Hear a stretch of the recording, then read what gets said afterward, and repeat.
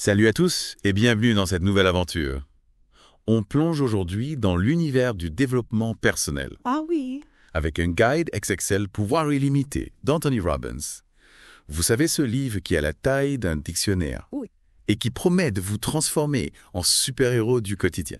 Tout à fait. On va décortiquer tout ça ensemble, sans jargon barbare, ni promesse de baguette magique, promis. Exactement. Pouvoir illimité. C'est un peu comme la jungle amazonienne. Plein de richesses, mais faut savoir où mettre les pieds. Heureusement, vous avez nous pour vous servir de machette et vous guider vers les trésors les plus précieux. Ah, c'est gentil. Oui. Et pour commencer, Robbins nous balance une anecdote, Oui. digne d'un film d'action. Figurez-vous qu'il a failli se noyer en plongée, Ah bon. parce qu'il manquait d'air plus vite que les autres.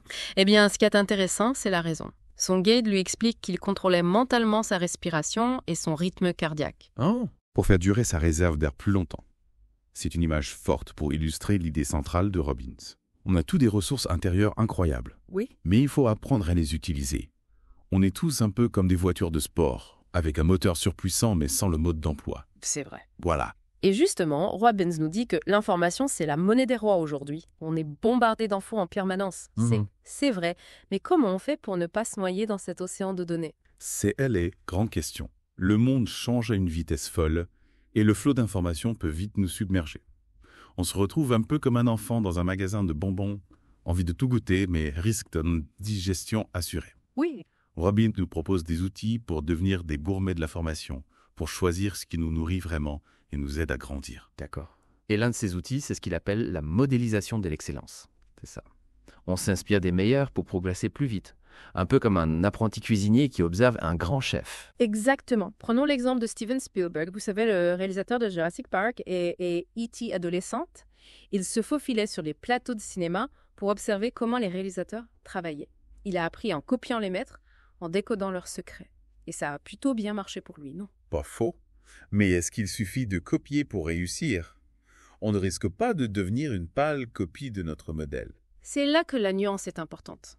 Il ne s'agit pas de se transformer en clone, Oui. mais plutôt d'identifier les stratégies, les attitudes, les croyances qui ont permis à ces personnes d'exceller D'accord. et de voir comment on peut les adapter à notre propre personnalité et à nos objectifs.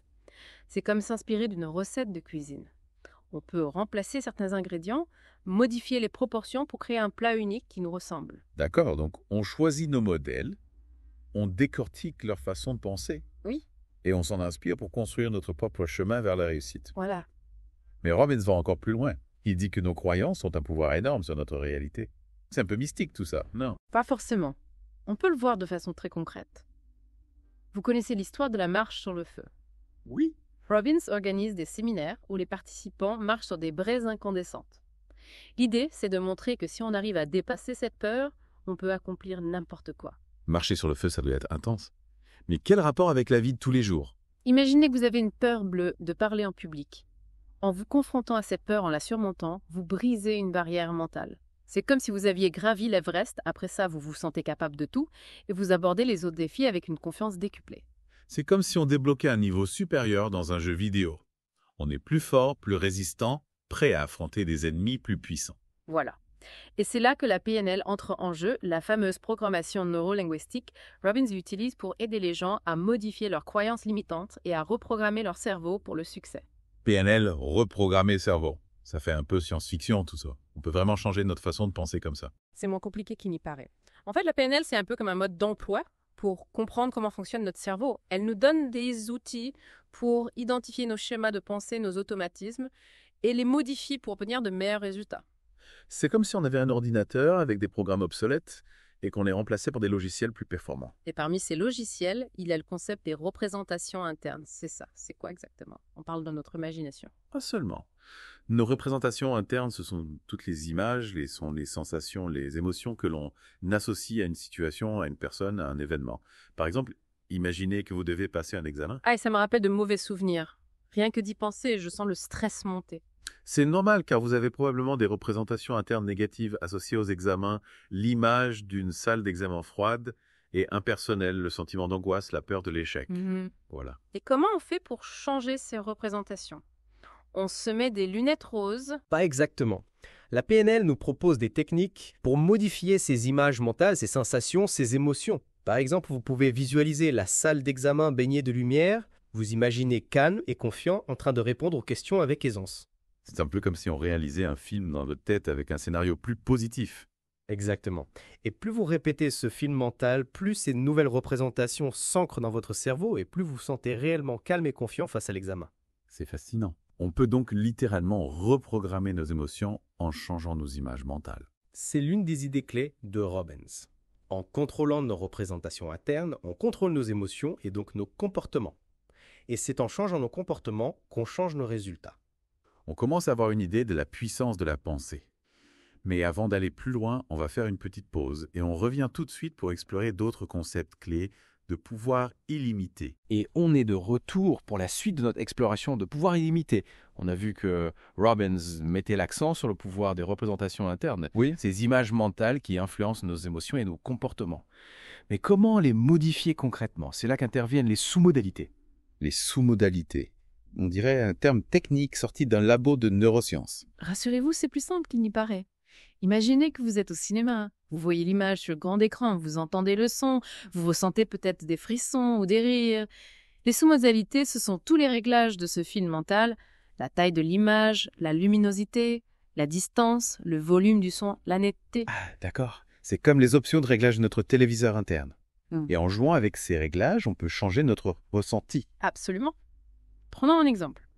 Vous avez une peur panique des araignées quand vous envoyez l'image dans votre tête est probablement énorme, très nette en couleur, avec des pattes velues qui s'agitent dans tous les sens. Du barbapod. Oh, rien que d'y penser, j'ai des frissons. Maintenant, imaginez que vous diminuez la taille de cette image. Elle devient minuscule comme une tête d'épingle. Vous la mettez en noir et blanc, vous la rendez floue, et vous l'éloignez très loin, comme si vous l'observiez à travers un télescope. Que se passe-t-il? C'est bizarre, mais je sens déjà ma peur diminuer. C'est comme si l'araignée perdait de son pouvoir sur moi. C'est ça le pouvoir des sous-modalités. En modifiant les caractéristiques de l'image mentale, vous changez la réaction émotionnelle qu'elle provoque. C'est comme si vous transformiez un film d'horreur en dessin animé. C'est incroyable. On peut donc utiliser cette technique pour gérer toutes sortes de peurs et d'émotions négatives.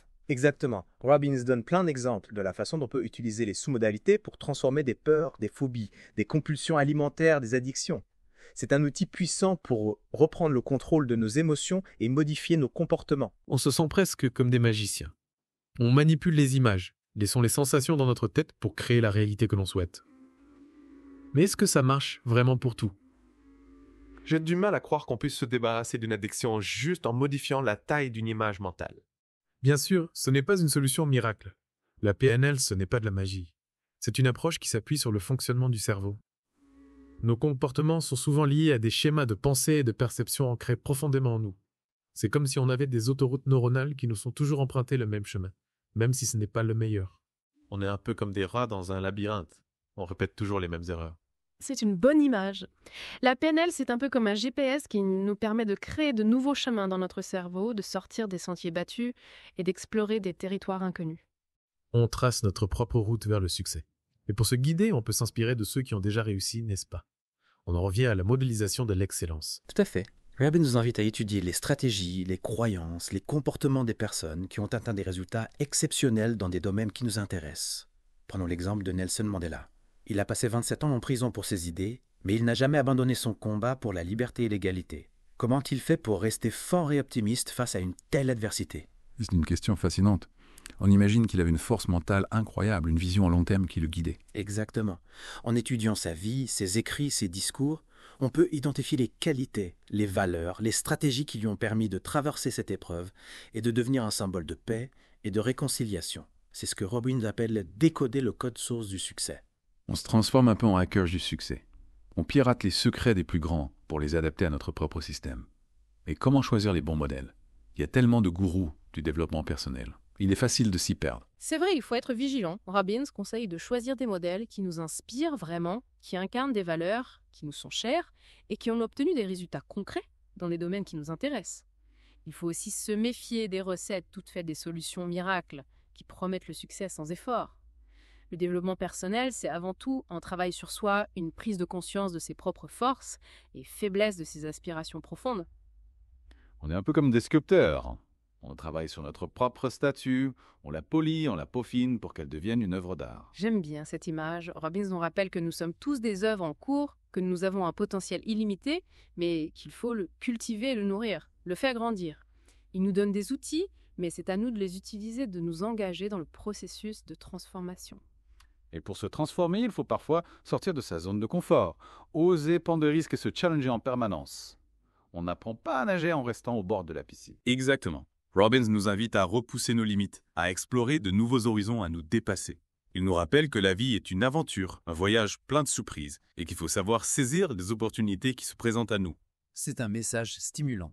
Mais comment fait-on pour passer de la théorie à la pratique? Robbins donne-t-il des conseils concrets pour appliquer ses idées au quotidien? Bien sûr, il propose une multitude de techniques et d'exercices pour travailler sur nos croyances, nos émotions, nos comportements. Par exemple, il parle beaucoup de l'importance de se fixer des objectifs clairs et précis, de visualiser le résultat que l'on souhaite obtenir, de se créer un plan d'action. C'est un peu comme un architecte qui dessine les plans d'une maison avant de commencer la construction. Exactement. Si on ne sait pas où on va, on risque de se perdre en chemin. Robbins insiste aussi sur l'importance de l'action. On peut lire des livres, suivre des séminaires, mais si on ne met pas en pratique ce que l'on apprend, on n'obtiendra aucun résultat. C'est la fameuse maxime. Savoir sans agir, c'est ne pas savoir. Tout à fait. Robbins nous incite à passer à l'action, à expérimenter, à tester, à ajuster nos stratégies en fonction des résultats que l'on obtient. Il nous encourage à être proactifs, à prendre notre vie en main, à ne pas nous laisser dicter notre conduite par les circonstances extérieures. On devient capitaine de notre propre navire. On choisit notre destination et on trace notre route vers le succès. Voilà. Et pour naviguer sur l'océan de la vie, Robbins nous propose une boussole, nos valeurs. Nos valeurs. C'est-à-dire, on part de nos principes moraux, de ce qui est important pour nous. Exactement. Robbins nous invite à identifier nos valeurs fondamentales, celles qui guident nos choix et nos actions. Il nous encourage à nous assurer que nos objectifs, nos projets, notre style de vie sont en accord avec ces valeurs. C'est comme si on vérifiait que notre boussole est bien calibrée pour ne pas se perdre en chemin. Mais comment fait-on pour identifier nos valeurs? C'est un peu abstrait tout ça. Robbins propose plusieurs exercices pour nous aider à clarifier nos valeurs. Par exemple, il nous invite à nous poser des questions. Qu'est-ce qui est vraiment important pour moi dans la vie? Quels sont les principes que je ne suis jamais prêt à sacrifier? Qu'est-ce que je veux laisser comme héritage au monde? Ce sont des questions profondes qui nous invitent à réfléchir au sens de notre existence. Et, une fois qu'on a identifié nos valeurs, comment les intégrer dans notre vie quotidienne? Robbins nous encourage à prendre des décisions, à faire des choix, à agir en accord avec nos valeurs. Par exemple, si la famille est une valeur importante pour vous, vous allez peut-être choisir de passer plus de temps avec vos proches, de privilégier un travail qui vous permet d'avoir une vie de famille équilibrée, de vous engager dans des activités qui renforcent les liens familiaux. On agit en cohérence avec nos convictions profondes. On devient une version plus authentique de nous-mêmes. C'est exactement ça. Et en vivant en accord avec nos valeurs, on se sent plus épanoui, plus heureux, plus en paix avec nous-mêmes. C'est une belle promesse. Mais on n'a pas encore fini d'explorer pouvoir illimité. On a encore plein de trésors à découvrir. On fait une petite pause et on revient tout de suite pour la suite de notre aventure. Et nous voilà de retour pour la dernière partie de notre deep dive dans pouvoir illimité. On a parlé du pouvoir de l'esprit, des croyances, des valeurs, tout ça. Oui. Mais Robbins n'oublie pas l'importance du corps. Il y a un lien étroit entre notre corps et notre mental. Absolument. C'est comme un duo de choc. Robbins insiste sur l'importance de l'énergie vitale, de la santé physique pour atteindre notre plein potentiel. Un esprit vif dans un corps en forme, c'est la recette gagnante.